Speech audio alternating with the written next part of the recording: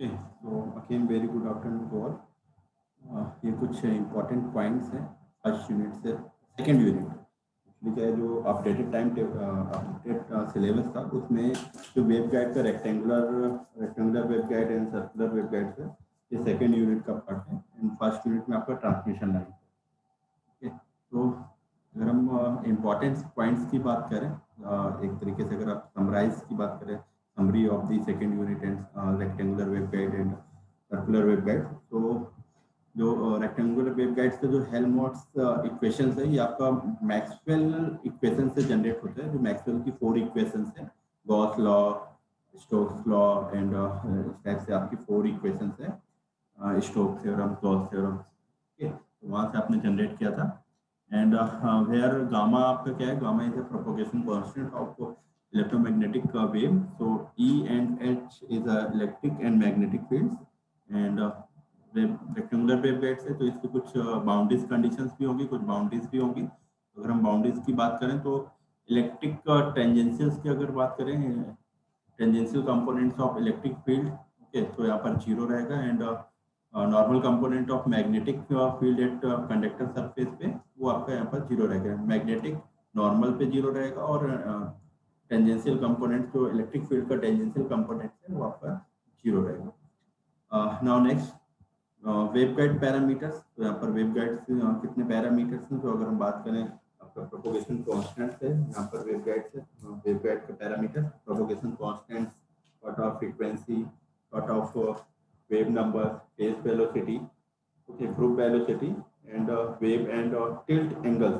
तो ये आपके वेव गाइड्स के क्या है, पैरामीटर्स हैं। तो वन बाय वन हम इनके जो इम्पोर्टेंट्स हैं, जो फॉर्मूलाज है, यहाँ पर डिस्कस कर रहे हैं। ओके, और तो फर्स्ट अगर हम बात करें वेव गाइड पैरामीटर्स में, प्रोपोगेशन कांस्टेंट, तो प्रोपोगेशन कांस्टेंट्स क्या है आपका, under root M pi by A square plus N pi by B square minus omega square mu naught excellent. तो ये आपको कुछ फॉर्मूला है, आपको नोट डाउन करके रखना है, क्योंकि एग्जामिनेशन में डायरेक्ट आपकी वैल्यूज होगी और एक फॉर्मूला आपको क्लियर होना चाहिए, तभी आप क्वेश्चन सॉल्व कर पाएंगे। ओके, एंड समटाइम्स क्या, और एग्जैक्ट ये फॉर्मूला ही वहाँ पर ऑप्शंस में मेंशन कर देता है, क्वेश्चन ही पूछ लेता है propagation constant is.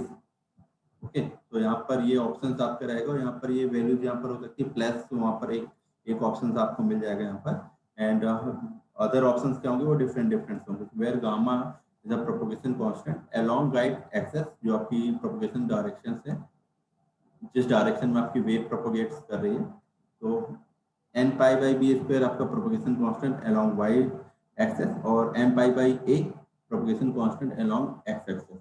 Okay, and M and N आपके क्या है, इंटीजर नंबर्स हैं।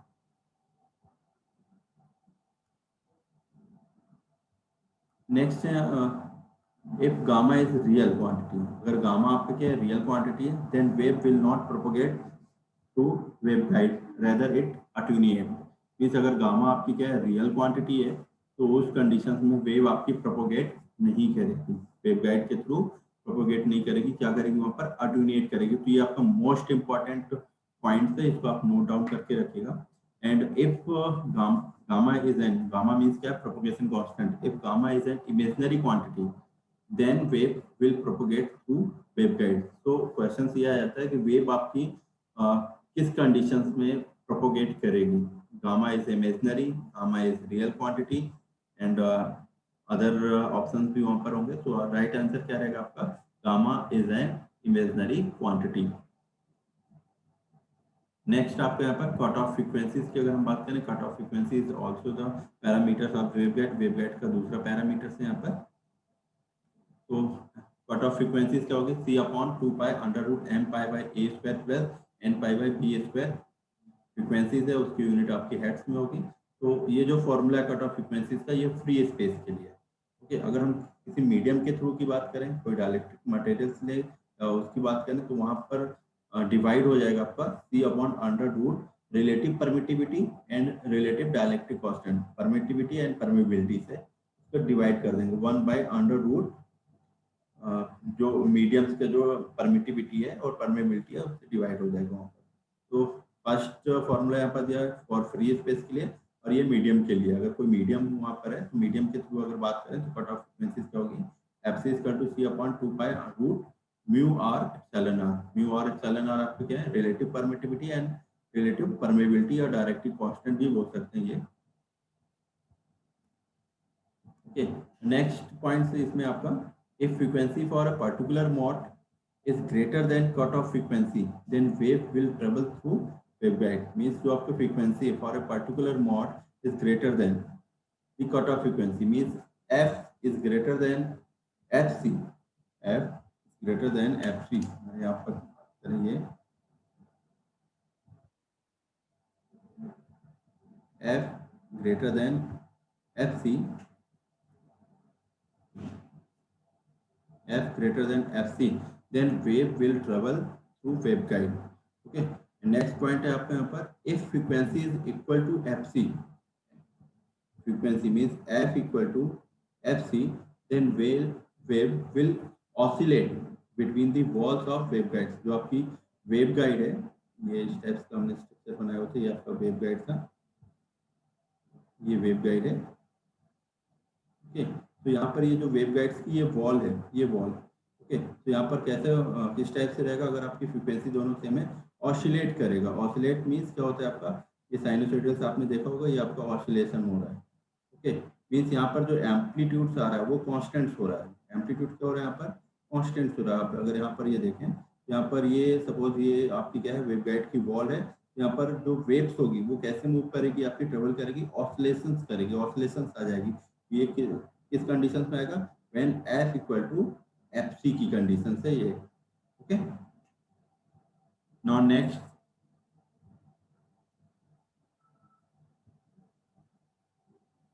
when f is less than fc, then wave will not propagate through waveguide। Okay, तो ये जहाँ पर टेक्निकल क्वेश्चन कॉम्पिटिटिव एग्जामिनेशन की हम बात करते हैं, यहाँ पर 100 मिनट में 120, लाइक अगर आप केवी जो केंद्रीय विद्यालय का फॉर्म आता है केवी की अगर हम बात करें, उसका जो टेक्निकल पेपर्स होते हैं, आपके 2 पेपर होते हैं उसमें, एक तो आपका नॉन टेक्निकल रहता है, नॉन टेक्निकल 50 मार्क्स का होता है और टेक्निकल आपका 100 मार्क्स का होता है, टोटल 150 मार्क्स का होता है। तो जो आपका एंड जो ड्यूरेशन होता है वो टोटल 3 आवर्स का होता है। ओके, तो वहाँ पर क्या होता है, इस टाइप के ही क्वेश्चन 3 और 2.5 आवर का ये एग्जाम होता है वहाँ पर। तो वहाँ पर क्वेश्चन जो आते हैं वो ट्रिकी क्वेश्चन होते हैं। ट्रिकी मीन्स इस टाइप से ही क्वेश्चन होते हैं, ये यहाँ पर दिया होगा कि waveguide will travel in this condition, तो वहाँ पर ऑप्शन आपका होगा f greater than fc, f equal to fc, f less than fc। तो आपको वहाँ पर राइट टिक करना पड़ेगा, क्योंकि वहाँ पर 1 लाइन बेस्ड क्वेश्चन ही होगा, गेट के थ्रू, गेट के पैटर्न का या न्यूमेरिकल बेस्ड एग्जाम नहीं होता है वहाँ पर, कि जिसमें आपको 1 मिनट या 40-50 सेकंड से ज़्यादा टाइम लगे। ओके, एंड नेक्स्ट आपका wave number, cut off wave number. तो cut off wave number is kc equal to √m π/a² plus n π/b²। ये आपका क्या है, वेव नंबर से, वेव नंबर का फॉर्मूला है। नेक्स्ट आपका फेस वेलोसिटीज की हम बात करें, vp equal to c upon √1 - fc/f² and root mu are epsilon R. ये जब भी हमारा रिलेटिव की हम बात करें, अगर कोई मीडियम एप्लीकेबल, अगर किसी मीडियम के थ्रू हम पास कर रहे हैं, वेव ट्रेवल कर रही है। ओके, अगर हम फ्री स्पेस की बात करेंगे तो फ्री स्पेस में क्या हो जाएगा, तो VP equal to c, same हो जाएगा फ्री स्पेस में। तो where BP is greater than c for wave guide medium assume to be free space, मतलब मीन्स क्या है, आपकी ये कंडीशंस होगी, उसी कंडीशंस में हमको क्या एज्यूम करना पड़ेगा, फ्री स्पेस की कंडीशंस क्या होगी आपकी, वीपी ग्रेटर देन सी। तो वीपी इसका क्या हो जाएगा, सी अपॉन कॉस थीटा। सी आपकी क्या है, लाइट ऑफ वेलोसिटी, सी आपकी है light of velocity. VP is actually face rate change which is greater then velocity of light. VP क्या है आपका, फेस वेलोसिटी क्या है, फेस रेट चेंज, जो आपका फेस है face rate change which is greater then velocity of light. And next point है इसमें, effectively the wave is travelling, wave is traveling along the guide axis at a rate of gamma at a rate of phase constant. Hence, if the wave angle is theta, the wavelength along guide axis appears to be larger than the free space wavelength. Okay. The phase shift per unit forward distance traveled is greater than that of straight line path is zigzag path means जो wave आपकी travel करेगी wave guide के अंदर अगर wave travel कर रही है वो किस पैटर्न को फॉलो करेगी तो जिगजैग पैटर्न को फॉलो करेगी। तो ये आपका वेव गाइड है, जैसे हमने ये आपका वेव गाइड बनाया हुआ है, वेव गाइड, ये वेव गाइड है आपका। तो इसमें जो पैटर्न्स को फॉलो करेगा, अगर ये सरफेस ले लें, वेव गाइड्स की वॉल्स ले लें, जो पैटर्न फॉलो होगा वो पैटर्न क्या फॉलो होगा, इस टाइप का फॉलो होगा, ये पैटर्न फॉलो होगा। एक मिनट,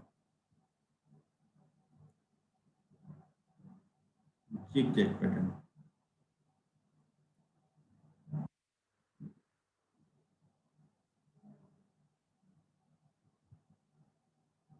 ये पैटर्न फॉलो होगा ऐसा, ठीक है।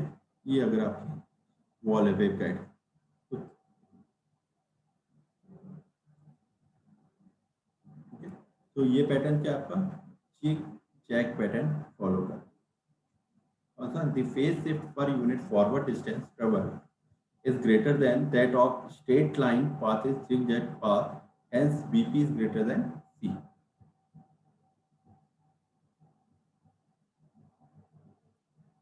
Group velocity.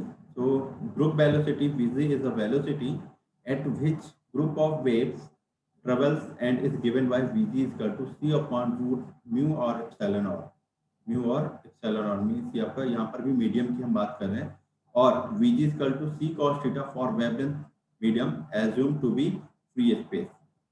Okay. Group velocity signifies the physical rate of energy transfer along the guide axis, wave angle and tilt angles. तो wave angle tilt angles क्या होता है आपका, cos theta is equal to √1 minus fc upon f whole square. So where theta is called the wave angle or tilt angle. Now TM mode. A mode refers to a free mechanism involving the number of connections or feed points and the position of feed points. This is called TM mode, means transverse magnetic mode. Transverse magnetic mode, because magnetic field is perpendicular to the direction of wave propagation.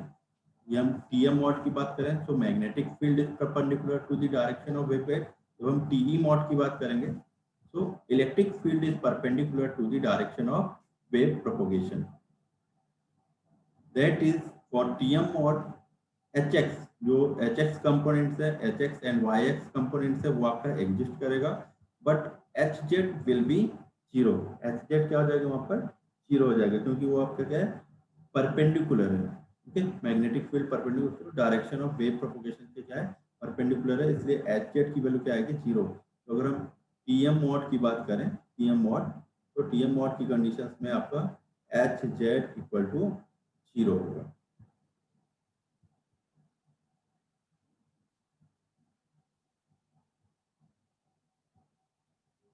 ये components हैं जो हमने derivation starting में drive किया था, and Maxwell equation, then उसके बाद Helmholtz equation, Helmholtz equation को हमने और एक्सपांस किया था, एंड उसके थ्रू हमने बाउंड्री कंडीशंस की वैल्यूज पुट की, सॉल्व किया, तो फाइनल आंसर जो आया था हमारे 6 कंपोनेंट्स। वहाँ पर कितने कंपोनेंट, 6 कंपोनेंट्स। तो ये यहाँ पर समराइज किया हुआ है, जो 6 कंपोनेंट्स है वो कौन कौन से आपका, एक तो EZ है, EX, EY, HX, HY, okay, and कितने जोड़े हैं, एंड HZ क्या आएगा आपका, HZ आपका जीरो होगा। तो टोटल कितने कंपोनेंट्स हो गए आपके, 6 कंपोनेंट्स, यहाँ पर ऑलरेडी मेंशन है HZ equal to zero. Clear. तो टोटल जो ये इस टाइप का भी फॉर्मूला समटाइम्स एग्जामिनेशन में डायरेक्ट आ जाता है, वहाँ पर ऑप्शंस होंगे, जैसे अगर हम इसरो और DRDO की बात करेंगे तो इसरो एंड DRDO में थोड़ा कॉम्प्लिकेटेड क्वेश्चंस आ जाते हैं, क्योंकि ये याद रख पाना थोड़ा सा ट्रिक, मतलब मुश्किल हो जाता है याद रख पाना, थोड़ा सा टफ होता है। तो इसको हम ट्रिक वाइज याद रख सकते हैं, माइंड में रख सकते हैं ट्रिक वाइज। जैसे अगर हम यहाँ पर बात करें तो फर्स्ट आपका क्या है, EZ है, ये साइन फंक्शन का है। देखिए ये फंक्शन तो आपके सेम रहेंगे सभी में, ठीक है। अगर हम इसकी बात करें EX और यहाँ पर HX है, EX HX means EX HX दोनों क्या हो रहे हैं आपके इनवर्स मीन्स रिवर्स में हो रहे हैं, यहाँ पर कॉस है तो यहाँ पर कॉस आ रहा है, अल्टरनेट हो रहे हैं, यहाँ पर साइन है तो यहाँ पर साइन हो रहा है। एच वाई की अगर हम बात करें तो एच वाई में यहाँ पर साइन है, यहाँ पर साइन हो रहा है, अल्टरनेट हो रहा है। एच वाई में यहाँ पर कॉस है तो यहाँ पर कॉस हो रहा है। ओके, तो इसको इस टाइप से मतलब माइंड में रखना है, याद रखना है कि ईजेड, अगर हम ईजेड से स्टार्ट करें तो पहला आपको क्या रहेगा, साइन साइन रहेगा। ओके, देन उसके बाद क्या आएगा, फर्स्ट इक्वेशन में हमारा साइन फंक्शन हमने यूज किया, दोनों में साइन यूज किया है, तो सेकंड का जो पहला आएगा कॉस आएगा। ठीक है, अब यहाँ पर हम एक्स से स्टार्ट करेंगे ई एक्स, तो फर्स्ट क्या हो जाएगा कॉस, यहाँ पर कॉस यूज कर लिया तो साइन आ जाएगा। ठीक है, अब वाई की बात करेंगे तो अब यहाँ पर हमने पहला कॉस किया है तो पहला क्या आ जाएगा आपका साइन, दूसरा कॉस आ जाएगा, फिर यहाँ पर साइन आएगा, कॉस आएगा, फिर कॉस आएगा, साइन आएगा। तो ये स्टेप्स आप अल्टरनेट से आप इसको रिमेंबर कर सकते हैं, आपको इसको याद रख सकते हैं। ठीक है, तो अगर हम ईजेड की बात करें तो सबसे पहले केवल आपको एक याद रखना है, जो फर्स्ट कंपोनेंट है हमारा ईजेड कंपोनेंट है, ईजेड कंपोनेंट्स में आपके साइन साइन फंक्शन हमने यूज किया हुआ है, क्योंकि ये फंक्शन तो आपके सभी में सेम है, सभी में कॉमन है, यहाँ पर ये आपके सभी कॉमन है। तो स्टार्टिंग में हमने, और ये तो आपका क्या मैग्नीट्यूड है, ये सभी में चेंज हो जाएगा एज पर दी इसके अकॉर्डिंग। तो फर्स्ट कंपोनेंट में हमने साइन साइन यूज किया हुआ है, तो साइन साइन है तो नेक्स्ट क्या आएगा आपका कॉस साइन, उसके बाद लास्ट में साइन है तो पहला साइन हो जाएगा, पहला साइन है तो दूसरा कॉस हो जाएगा, लास्ट में कॉस है तो पहला कॉस हो जाएगा। ओके, तो यहाँ पर ये देखिए कॉस साइन तो साइन कॉस, ये यहाँ पर आ जाएगा। नेक्स्ट यहाँ पर क्या हो जाएगा, ये चेंज हो रहा है इलेक्ट्रिक फील्ड का मैग्नेटिक फील्ड हो रहा है, तो अगेन यहाँ पर क्या हो जाएगा साइन कॉस तो कॉस साइन। ओके, या अगर आप इसको ऊपर कर दें, एच वाई को ऊपर कर दें तो कंटिन्यूएशन हो जाएगा। ये आपकी जो इक्वेशन है एच वाई, इसको अगर आप ऊपर कर दें तो कंटिन्यूएशन में कैसे हो जाएगा, cos sine, sine cos, cos cos, जैसे यहाँ पर साइन साइन आ रहा है, उसके बाद यहाँ पर क्या आ जाएगा कॉस कॉस, फिर साइन है, फिर साइन आ जाएगा, फिर कॉस आ जाएगा। तो ये ट्रिक आपको कुछ अप्लाई करनी पड़ेगी याद रखने के लिए, क्योंकि इस टाइप के क्वेश्चन बहुत आते हैं आपके न्यूमेरिकल सॉल्व करने के लिए। आप इसरो की बात करें या डीआरडीओ की बात करें, आप प्रीवियस ईयर के क्वेश्चन पेपर देख लीजिएगा। तो ये जो मैं अभी स्लाइड्स वगैरह ये बना रहा हूँ ना, ये उसी पॉइंट ऑफ व्यू से, कॉम्पिटिटिव एग्जामिनेशन के पॉइंट ऑफ व्यू से है।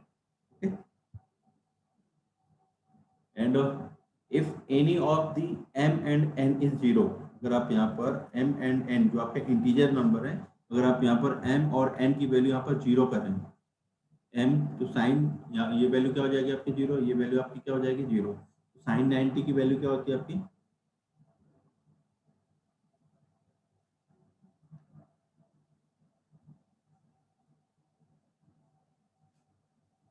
okay, so if any of the m and n is zero, then Ez will be zero and wave will not exist, so m and n can't be zero for TM mode. okay? यहाँ पर Ez की value क्या हो जाएगी आपकी zero हो जाएगी।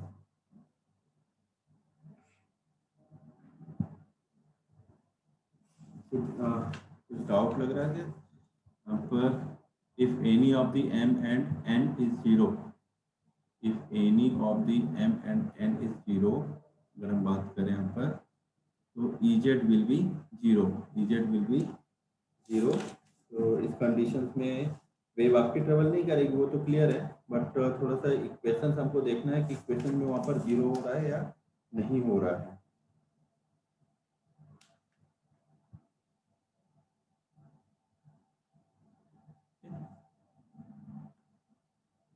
Next point है इसमें T M zero n, same जो यहाँ पर नोट लिखा हुआ सेम है यहाँ पर, T M zero n and T M m zero mode does not exist inside a rectangular waveguide because this. यहाँ पर अगर हम बात करें कोई एम हो या एन हो, अगर कोई भी एक की वैल्यू जीरो हो रही है तो वहाँ पर इजेड की वैल्यू क्या हो जाएगी, जीरो हो जाएगी, और जब इजेड की वैल्यू जीरो होगी तो वेव उसमें ट्रेवल नहीं करेगी, वेव रेक्टेंगुलर वेवगाइड में ट्रेवल नहीं करेगी।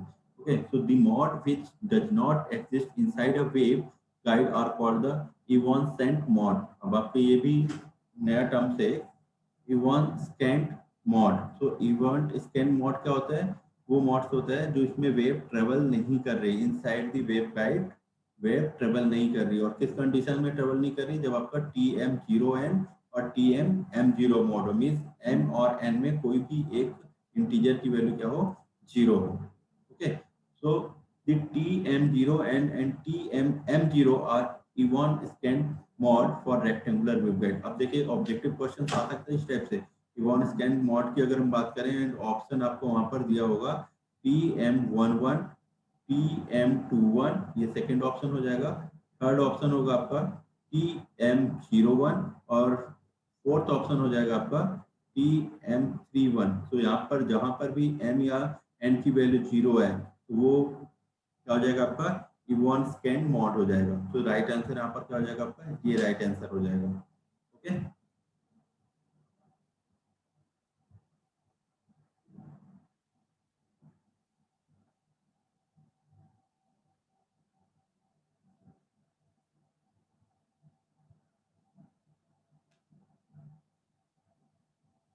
नेक्स्ट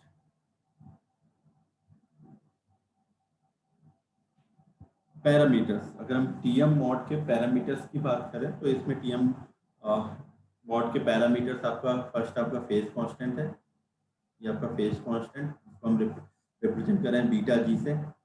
तो phase constant beta g inside waveguide for TM mode, जो आपका रेक्टेंगुलर वेवगाइड है उसके अंदर जो आपका फेज कांस्टेंट होगा वो क्या होगा आपका omega under root mu epsilon under root one minus F C upon F square. तो सेकेंड पैरामीटर्स आपका क्या है, गाइड वेवलेंथ, तो lambda g is equal to lambda upon one under root one minus F C upon f whole square, where lambda is one by root mu epsilon. ये direct ये materials की बात करें कि अगर हम किसी मीडियम की बात करें, किसी मीडियम के थ्रू हो रहा है और ये तो आपका होता ही है कि lambda is equal to C upon ये, ठीक है। तो यहाँ पर अगर कोई मीडियम्स की बात करेंगे तो ये मीडियम्स में आ जाएगा और C upon means one upon root mu C क्या होता है, ये रिलेशन होता है one upon root mu epsilon equal to C upon mu relative permittivity और relative into relative dielectric constant. ठीक है,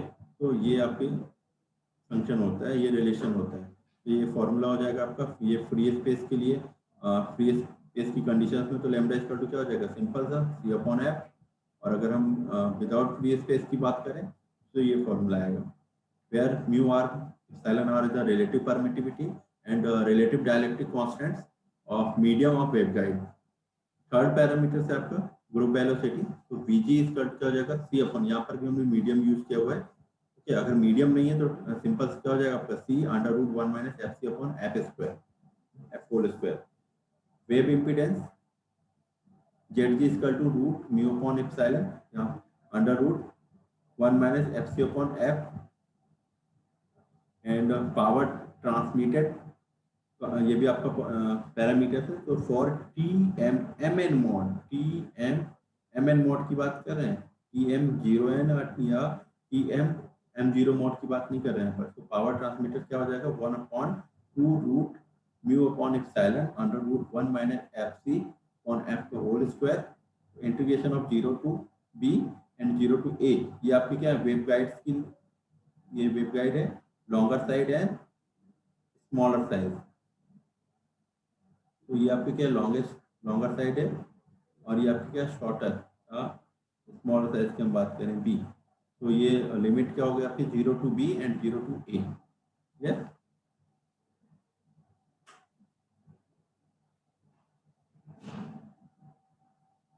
नेक्स्ट अगर हम मॉड डायग्राम की बात करें, यहाँ पर मॉड डायग्राम दिया हुआ है, ये टी एम वन वन को रिप्रेजेंट कर रहा है। जो फर्स्ट फिगर है,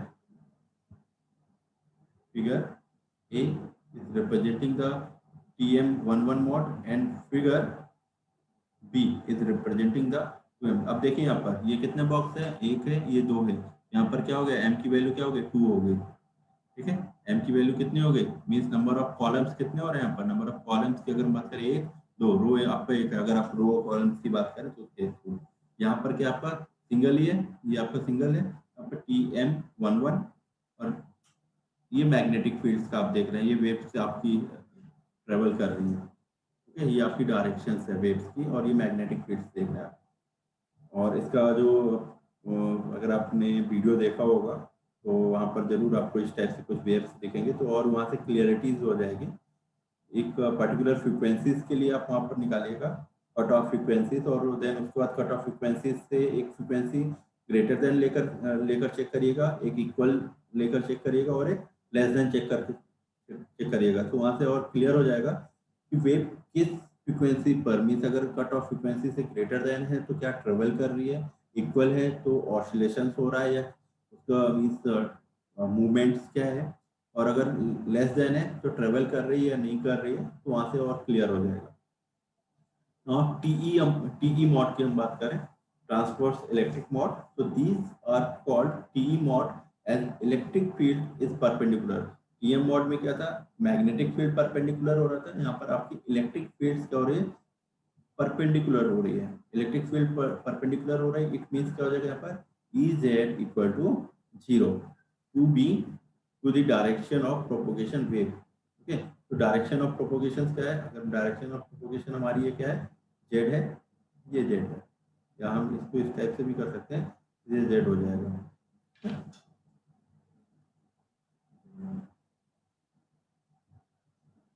तो यहाँ पर भी टोटल कंपोनेंट्स कितने हो जाएंगे, 6 कंपोनेंट्स हैं। टीएम में भी 6 कंपोनेंट्स हैं। एक कंपोनेंट हम इसको भी इंक्लूड कर देंगे, ई जेड इक्वल टू 0। तो आपका एक कंपोनेंट्स आपका ये हो गया, एक component E X E Y H X H Y. तो यहाँ पर भी सेम कॉन्सेप्ट, आप ट्रिक लगाकर आप इसको कंप्लीट कर सकते हैं। अगर हम देखें तो कहीं पर है क्या कॉस कॉस, नहीं है, सभी में क्या है आपका ये कॉस है। तो आप सबसे पहले एच जेड रखें, तो यहाँ पर एच जेड रखने के बाद फिर उसके जो अल्टरनेट है या सेम रखें, तो ये एच जेड के बाद आप रिवर्स में चलें, एच जेड के बाद आप क्या कंडीशन रखेंगे यहाँ पर एच वाई, तो cos cos cos sine, sine cos, और कॉस यहाँ पर है तो अगेन कॉस साइन, और लास्ट में साइन। तो लास्ट में आप किसको रखिए, ये कुछ इस टाइप से आपको पैटर्न बनाकर जिससे आप रिमेंबर कर सके, याद रख सके, ट्रिक करनी पड़ेगी, क्योंकि ये डायरेक्ट क्वेश्चन इसी टाइप से आते हैं। और आईईएस का आप लास्ट ईयर के क्वेश्चन पेपर आप चेक कर लें, डीआरडीओ के चेक कर लें, या इसरो के आप चेक कर लें। गेट में इस टाइप के क्वेश्चन आते हैं, लेकिन वो काफ़ी टफ क्वेश्चन आते हैं, फिर उसमें आपको न्यूमेरिकल वैल्यूज गिवन होगी और उसके अकॉर्डिंग आपको सॉल्व करना होगा। बट अगर हम ऑब्जेक्टिव केवल डायरेक्ट क्वेश्चंस की हम बात करें, तो उसमें ये इसरो डीआरडीओ प्लस जो केवी की अगर हम बात करें, वहाँ पर डायरेक्ट ऐसे ही आ जाते हैं। बट गेट में क्या थोड़ा सा हाई लेवल को हो जाता है, वहाँ पर न्यूमेरिकल प्रॉब्लम सॉल्व करनी पड़ जाती है। एंड टी मॉड, आप टी की बात करें या टीएम की बात करें, कट ऑफ फ्रीक्वेंसी दोनों केस में क्या रहेगी आपकी, सेम रहेगी। क्लियर? या वेव की बात करें जो फर्स्ट हमने वहाँ पर किया। नेक्स्ट अब यहाँ पर हम डिस्कस करेंगे पैरामीटर। तो पहला तो पैरामीटर्स हमने डिस्कस कर लिया, कट ऑफ फ्रीक्वेंसी था।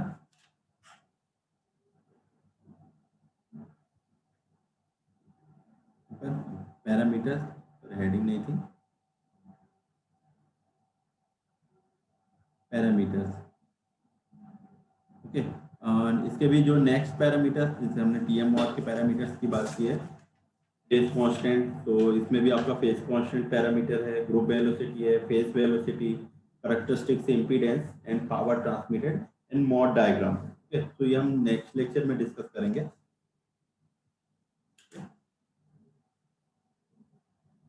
आई होप आप सभी ने अटेंडेंस चैट बॉक्स में फिल कर दिया। Okay, thank you.